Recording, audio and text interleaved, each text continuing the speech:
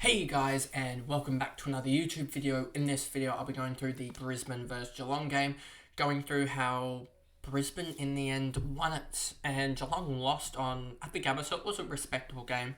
But Tommy Stewart starred for me, and yeah, I basically had no one else in this game. I don't think from memory there was no one in this game. Let me just bring it up on the AFL fantasy thing. Oh, I had now I would have had Dunkley in because I'm bringing him in, but Mullen was the only guy that I had in, and his score just sucks at this point. His break even's ruined.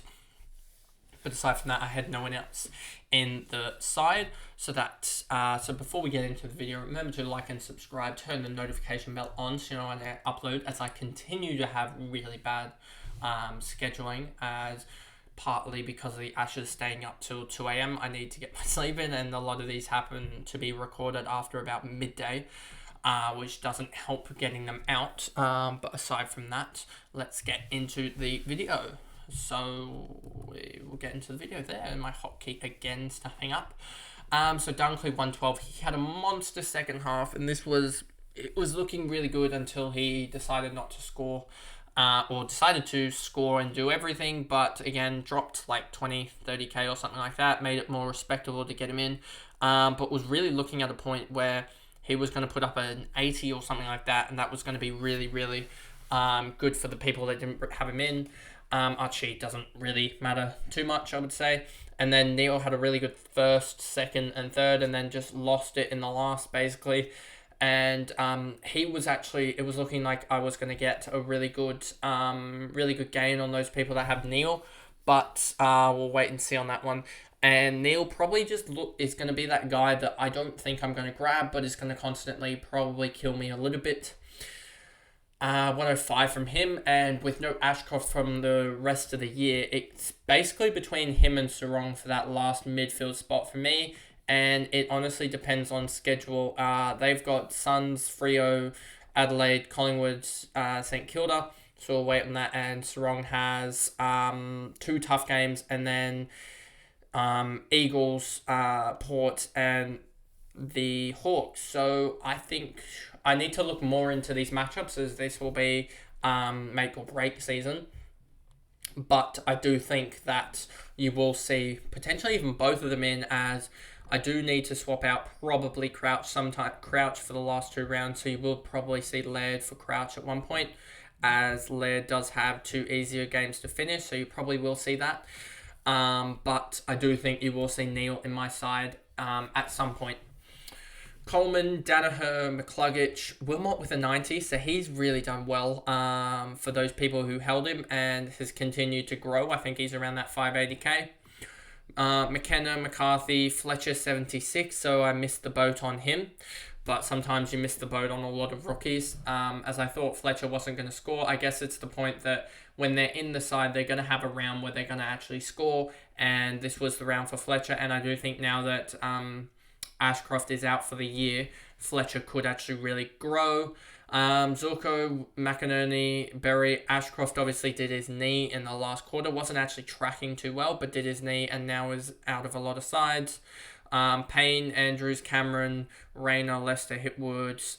No one else here really to talk about. Then we move over to Geelong, and as always with Geelong, it's about 1.5 minutes, 2 minutes to recap them, as it is Tom Stewart or bust, basically. Tom Stewart went absolutely crazy, even got some CBAs at this point, and it was really good to see him in there, as he really actually did. He got a lot of tackles here. I think these were all CBA tackles, basically. And yeah, did his job. Got a 116, and that's why I have him in my side, as I think he's the 6th best defender to have, as he consistently scores really well. It's not like Ryan, who sort of needs those marks to. Obviously, Stewart had, I think, 10 marks or something like that. If we look at it, 9 marks, 5 tackles, so he actually didn't even get the 10 marks. But obviously, Stewart does rely on a lot of marks and tackles to non-disposal points to get the points up, but a 116 in the end, you're going to take that every day of the week, as he also got 68 disposal points as well. Dangerfield 94, Duncan 92. He just never had that really big quarter to get that 100, and 25, 23, 19, 25. O'Connor failed in tagging O'Neill, in tagging Neil, I should say, and only in the last quarter did he really do well. Smith, Bowes, Jack Bowes, he just never got going and is one to look at next year if he does hold that defensive role, but I don't think he will. Holmes, Cameron, Myers, Guthrie, Stanley, Bruin, again, just getting a lot of tackles, but doing nothing in the last quarter. Don't remember if he was subbed out or not. Stanley, Close, Tui, De Koning, Atkins. Atkins, was another red flag, like Scott was as well. Those 120 scorers that popped up and looked like they were good around that 700k mark and then just dropped off. And so he wasn't a good one. Colin Jasny, Henry, Stengel, Hawkins, and then Mullins down here on a 9, a 6, and a 3. Yeah, just never got going. And obviously had basically just over a quarter and got 9 points. So it sucks that he will probably be in my defense the rest of the year, as there's just nothing with cash related with him anymore. He's down to, I think, 243 or something.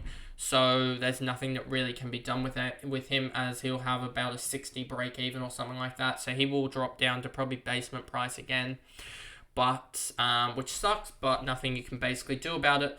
But that is basically the video, a very, very short one, again, because it is Geelong. There isn't much to talk about. I mean, Dunkley did what he did, as we talked about, and will be a trade and target, as Neil will as well. But Stewart is the only one from Geelong you should be looking at, as Duncan has put up, I think, back-to-back 80s. Dangerfield is so injury-prone. Blickarves can easily put up a 40 or 50 as well, because he's that mid-ruck, and if he doesn't get the right role, he's just horrible. O'Connor is a specialist tagger, so you just got to watch out for him. And there's no one really...